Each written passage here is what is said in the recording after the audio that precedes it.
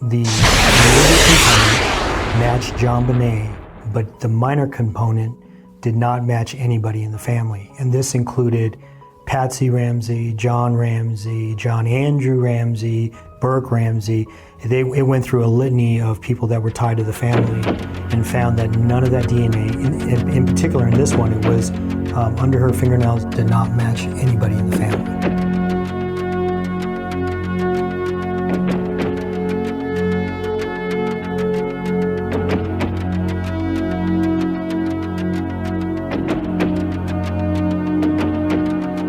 Hello and welcome to True Crime Rocket Science. It's been a while since we've looked at the Killing of JonBenet podcast. To be honest, I've been dreading dealing with this episode just because the whole episode is kind of a farce, and it's, one could just sort of say, well, it's garbage, leave it alone and don't deal with it. But we're going to just deal with what we can. The last episode, released on January 27th, 4 days ago, was titled New Leads, and of course it opens firstly with Paula Woodward sort of speaking about Lou Smith, and again, just emphasizing the intruder theory straight off the bat. And then it sounds like John Andrew also talking about Lou Smith sort of straight off the bat. And that sort of sets the tone for the whole episode, which is, it's kind of about Lou Smith.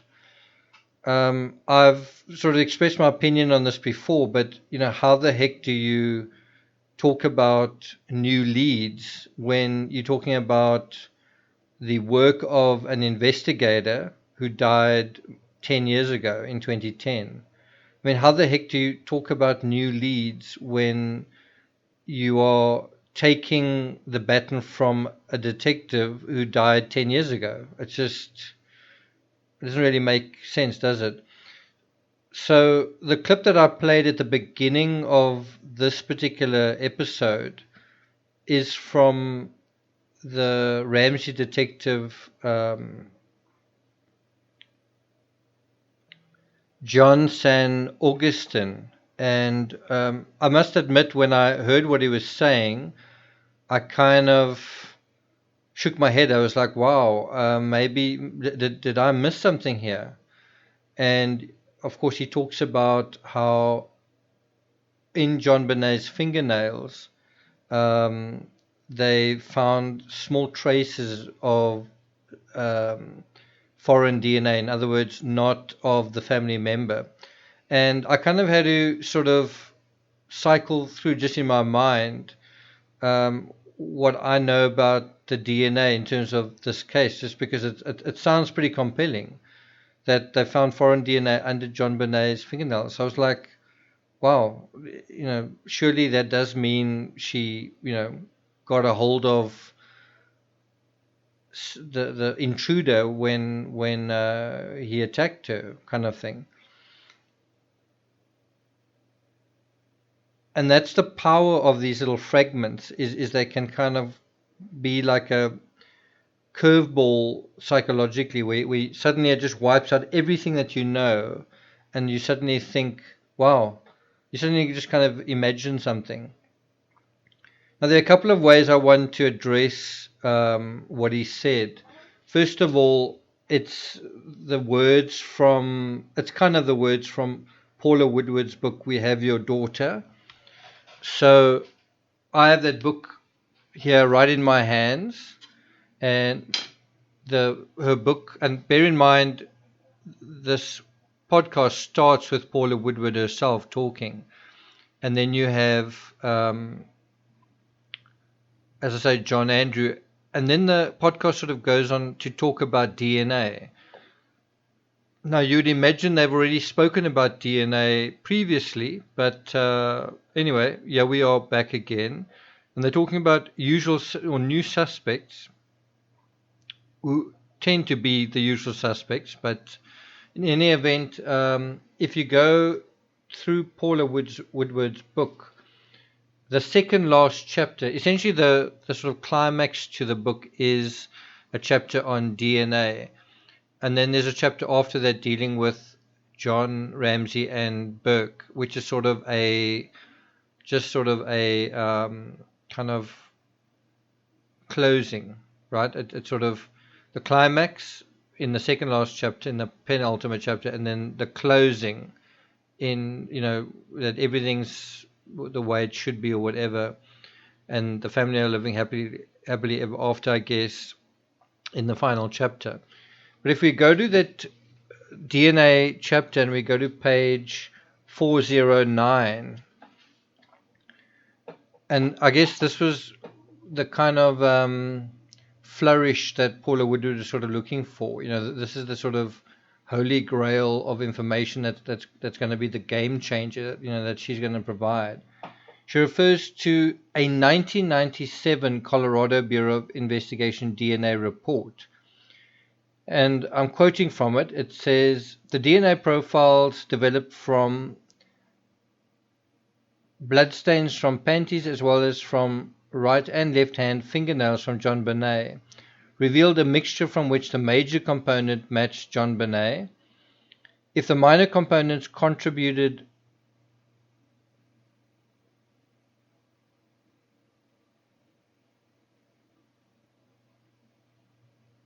from, I'm just not quite sure how this is grammatically correct. And then it again refers to a bracketed section, bloodstains from panties as well as from the right and left fingernails were contributed by a single individual, then John Andrew, Melinda, John Ramsey, Patsy, Burke, Jeff, etc. would be excluded. And then she says the document is sealed, almost as if this is some kind of cover-up from Boulder PD. In a way, there was some, I think, secrecy around the DNA reports. I think the Boulder PD knew that they could be purposefully misinterpreted, purposefully misconstrued, and provide a little loophole for the Ramseys. Now, when you go through this excerpt from the DNA report, what it's really telling you is it's referring to, and I would really like to see the original, but it's referring to the bloodstains from JonBenet's panties, and then also DNA profiles from the right and left fingernails of JonBenet. So it's not just from her fingernails.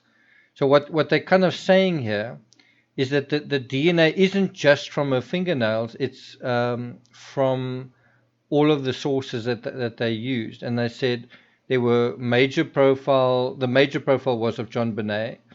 And then it says, if the minor components contributed from these sources were contributed by a single individual. I just want to repeat that.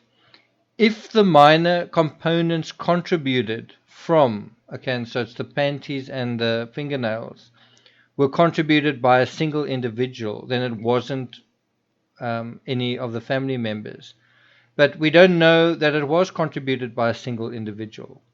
And so if it was contributed by multiple individuals, then it could have been those individuals.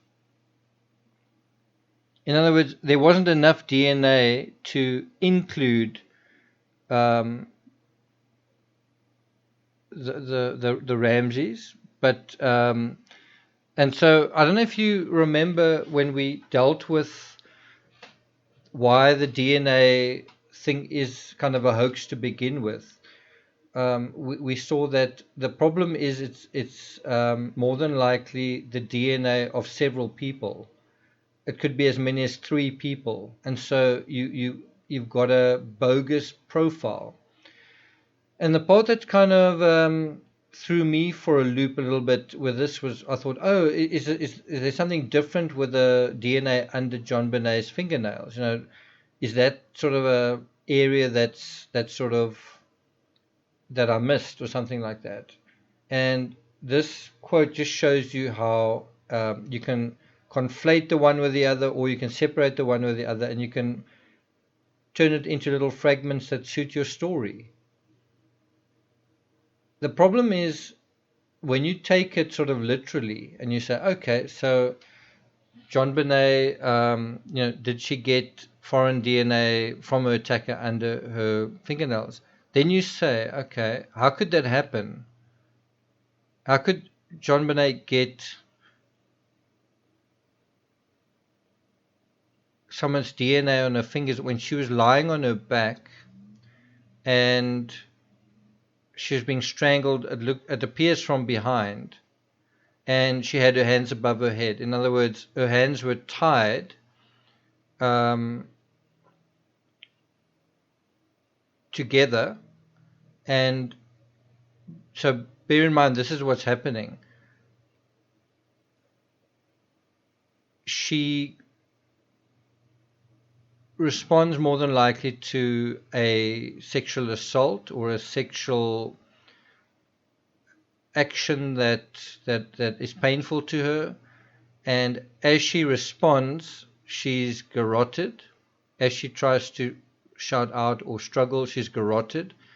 This causes her to move her fingers to her throat because she's trying to protect herself. She's not trying to attack someone else.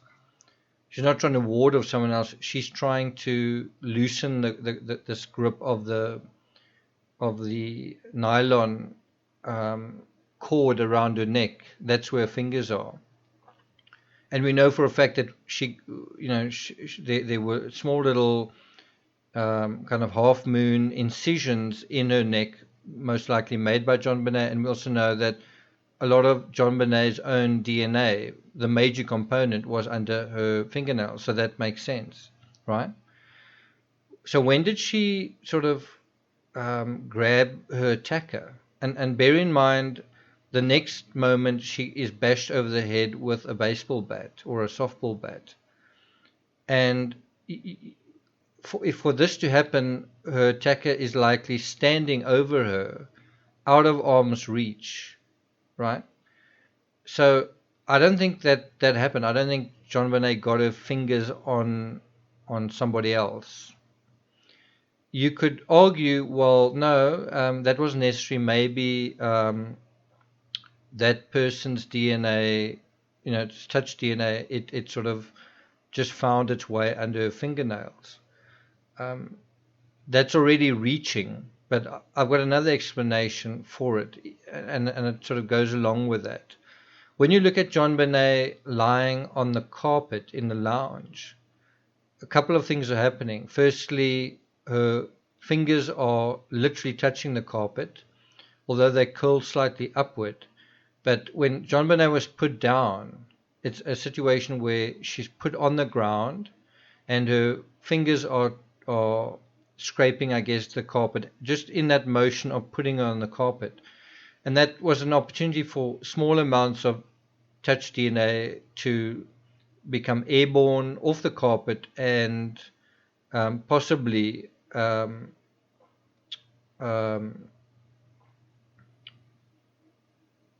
accumulate on or under her fingernails. Then there was also a throw blanket or a throw rug that was thrown over. Now both these things, the carpet on which she's lying and the rug that's put onto her, are kind of sponges of DNA.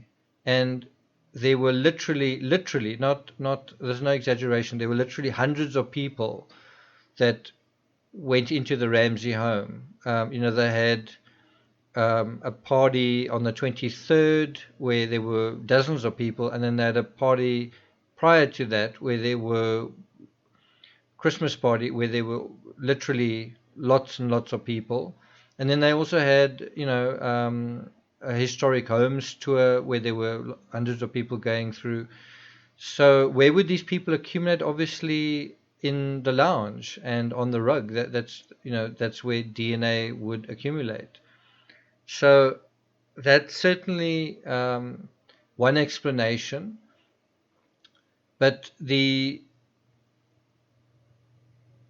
another explanation, which I believe is in Kohler's book, is he talks about the nail clippers used on JonBenet's autopsy weren't cleaned, and they were used on something like 10 prior autopsies, and they were able to check the DNA of the previous 8 people, something like that. And then I think 2 people they weren't able to verify or exclude.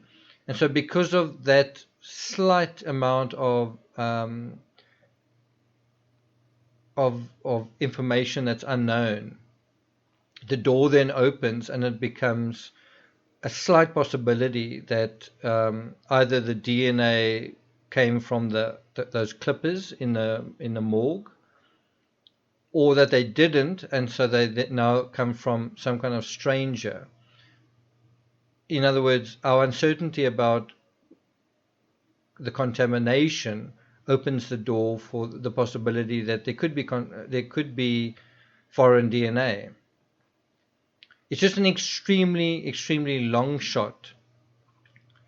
And then, curiously, what sort of happens now is as soon as you sort of take that absurd notion seriously, that there could actually be foreign DNA, there could actually be an intruder, then suddenly the ransom note, which has been a ridiculous artifact of this case, suddenly gains a bizarre legitimacy. It's almost like they're reflections of one another.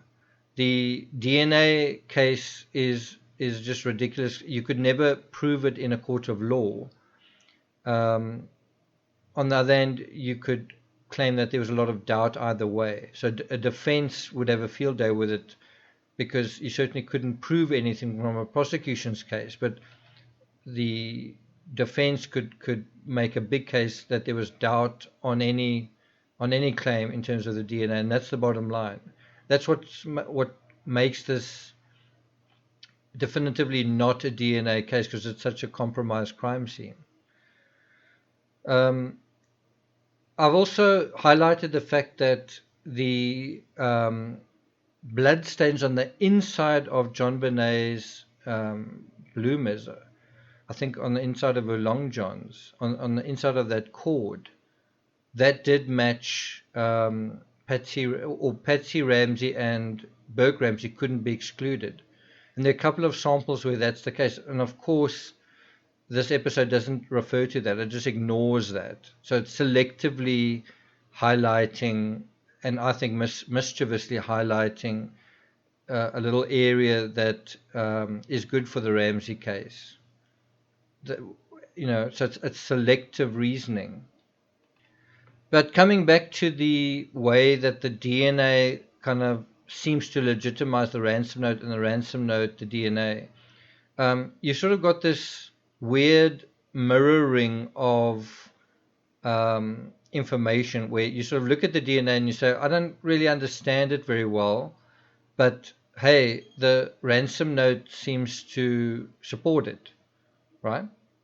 And then you say, because of the ransom note, I accept the DNA evidence, and vice versa. You say, well, this ransom note's really weird. I don't quite understand what's going on here. There's some strange things about it. It's really long. It refers to things. There wasn't actually a kidnapping.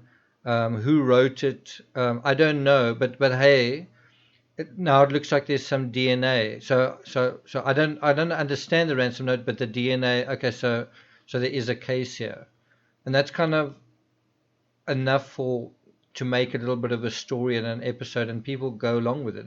There's enough fragments of meat on the bone to sort of conjure a barbecue, if that makes sense. To be honest, when this episode on the new suspects came out, and the intro to it, the sort of description was talking about an expert, a leading expert called Jameson, who's basically this housewife who started blogs and so on.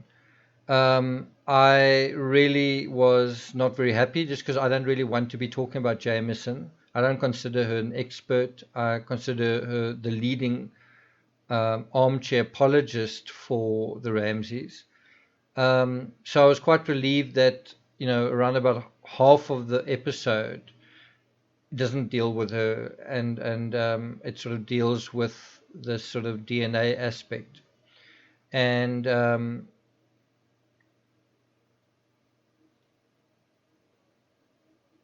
quite a lot of the episode, as I'm sure you know if you've listened to it, sort of deals with Lou Smith's kind of family members who sort of taken the mantle from him, and they're sort of conducting private investigations based on his research, and they're raising money so that they don't have to, pay for certain tests out of their own pocket. But the point is, none of these are new leads. And, I guess when you're talking about new leads, you'd be thinking, does this refer to new suspects or new evidence? What is quite fascinating is how they sort of talk up this thing of, okay, so there's been some amazing advances in DNA, and so we really want to use this to test this foreign DNA. We are now going to crack the case any moment. And it's kind of, as far as I'm concerned, the opposite. When you've got a mixed sample, you're never ever going to find an individual that's going to match that sample.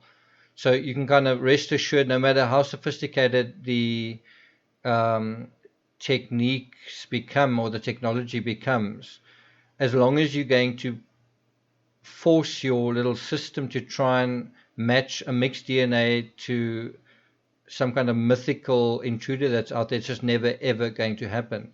On the other hand, if you use the same advanced technology and you say, okay, let's consider the possibility that this could be more than one individual, and now we're going to use that same technology to sequestrate this sample, what's that going to tell us? And that would be certainly a step in the right direction. And that's kind of the tug of war that's going on at the moment, is that the one side is insisting on doing, on trying to find someone who doesn't exist on the CODIS database. And the other side has kind of really made their case, just that the sample, certainly from the blood,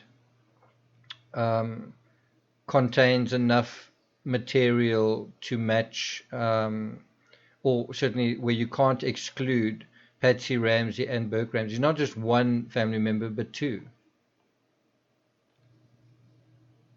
If you want to now take that to the fingernail evidence, that's where you're kind of in a quandary, right? So again, it's trying to take little fragments and dress them up as something really big. And the question is, wouldn't you want to use something that's a stronger sample, like something like blood, blood trace, rather than something that could be contaminated, like what's under the fingernails? Because bear in mind, on the night that JonBenet died, she also went to play at the White's home, and earlier in the day, she was, there were a lot of children over, so there was a lot of opportunity for an innocent capture of DNA under her fingernails, if you really want to go down that route. And so you kind of have, as I say, with this whole Killing of JonBenet podcast, you kind of have this ruse of, this is a serious attempt to figure out a case, and yet what they're doing is they're following silly leads, and they're saying it's off the sort of the back of this incredible investigative work by Lou Smith. Lou Smith was a good investigator, but for some reason on the JonBenet case, he was sort of obsessed with a particular line of thought, and he seemed to also kind of be excluding the other possibilities. So when he had the fingernail things, he thought, well, this is my not escape route, but this is my route to redemption. This is my route to solving this case. And has it been solved 23 years later? And so I think we've just got to be honest as well and just say, are these new leads? We're talking about DNA evidence under JonBenet's fingernails, right? And as I say, I've just read from Paula Woodward's book, which came out. Let's just have a look when it did come out.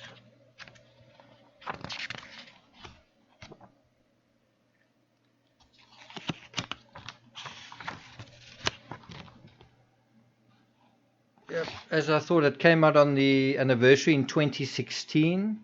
So this book's already 4 years old, and what it refers to in the last chapter is something that came out in 1997. Right? It's talking about evidence that came out in 1997. And so I'm just saying this whole pretense that this podcast is about new leads and new information and the final suspects is a con, isn't it? I mean, is it? Are we really talking about final suspects? Are we really talking about new leads? Are we talking about new information? Well, if we are, why is it referring to the oldest information that there is? I mean, isn't this actually a case of people developing amnesia about what happened and then having to be reminded of it because, there's been a long passage of time, and in the way that we're reminded, it's just a resuscitation of old data, which then feels like new data, but it's not, it's old data. To me, that's very basic. Here's JonBenet's father, John Ramsey. There's two issues. One is that is only accessible by the police. We can't do that as private citizens. Secondly, we understand that there's items of evidence that were never tested that the killer potentially could have touched, and that needs to be done. I think in terms of moving it forward, if we can get the Boulder police to test the evidence that hadn't been tested for DNA, we understand that there were 5 pieces sent in for testing to the DNA lab. Only 1 or 2 were tested. The other 3, I assume, were returned back to the police evidence files. We can take those 3 pieces, have them tested, see what DNA is on there. These things that the killer obviously had to touch. So with about 10 minutes remaining in the podcast, you hear John Ramsey talking about, let's test the sort of certain artifacts, evidentiary artifacts for DNA, because surely the killer had to have touched these. And he, I guess, is referring to the garrote, he's referring to the cord on the garrote, he's referring to the nylon cord wrapped around JonBenet's wrists. He might be referring to the flashlight. He also might be referring to the duct tape, ransom note. I'm not sure what you would classify as all the relevant artifacts. But what he's saying there isn't new either. So in other words, this whole idea to, we're going to get new leads by going to the original evidence and we're going to test that. Oh, but the problem is the Boulder police don't want to do that. Why don't they want to do that? Oh, because it's going to exclude the Ramseys. That's why they don't want to do that. They don't want to exclude the Ramseys because maybe they'd be embarrassed or something like that. This exact same line of thinking has been mentioned in the case of JonBenet, which was taken off air on CBS, where they were sued for $750 million. This exact same line of questioning was dramatized in the episode, where they basically, you sort of see the 2 reporters, or the 2 investigators, Laura Richards and Jim Clementi, and they're sort of with Dr. Henry Lee, and they're basically talking to him about this exact issue. And what they basically do is they handle the flashlight, and they basically say, okay, I've handled the flashlight, I've put batteries inside, I've turned the flashlight on and off. Okay, now, and obviously this isn't the original flashlight, it's just a prop. But they're in a lab situation, and then Dr. Henry Lee then tests this sort of prop for DNA, and then they find DNA, and then they do the same thing with the panties and the garrote, but obviously it's a prop garrote. And so what I'm trying to get at is this whole idea of we're going to now look at new leads in 2019, 2020. We've found some amazing information from the legendary detective Lou Smith, and we're now going to embark on a hopeful new chapter where we will at any moment have a breakthrough, as John Andrew seems to sort of suggest, because we've got this logical stuff to look at. Again, it seems to be it seems that they relying on collective amnesia, that maybe people have forgotten what is in that CBS documentary, and now it's being presented as new leads and new evidence, but it's not. And so one of the last comments that I want to talk about is John Andrew talking about his hopes for the future based on these new leads in inverted commas. And he says, number one, we have the killer's DNA. Let's start there. Meaning this sort of intruder killer's DNA. I agree. I think they do have the person who killed JonBenet Ramsey's DNA. They do have it. I agree with that. And then he sort of wraps up just being so hopeful about the technology that they are, on the cusp of really finally solving this case. I don't agree. I think we're further than we've ever been sort of from solving this case. And I think this podcast is evidence of that. I think the fact that this podcast is out there shows how far this case has fallen from when the grand jury trial took place. That's how far it is.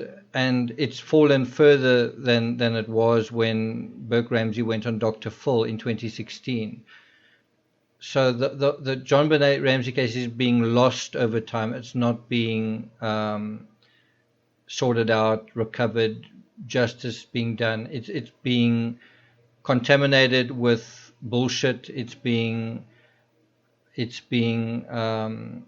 The narrative is being muddled by mindfuckery. And so we're further than ever from just having a situation where knowing what happened is known kind of by the mainstream. And you kind of have a similar thing playing out right now with the impeachment trial of Donald Trump, where you can kind of make up whatever story you want, and if enough people vote on it, then that becomes reality. That's not reality. And it's a dangerous thing that's happening to our species, is where we no longer are honest with ourselves. And I'm not trying to be grandiose by comparing JonBenet's murder to the fate of all mankind.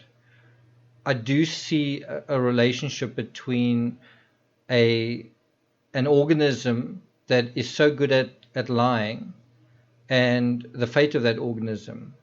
And when you have a little child like this and you have so much attention paid to it and people still don't resolve it, you can see where that's going to lead you. And that is leading us down a very dark path, and it has an unhappy ending.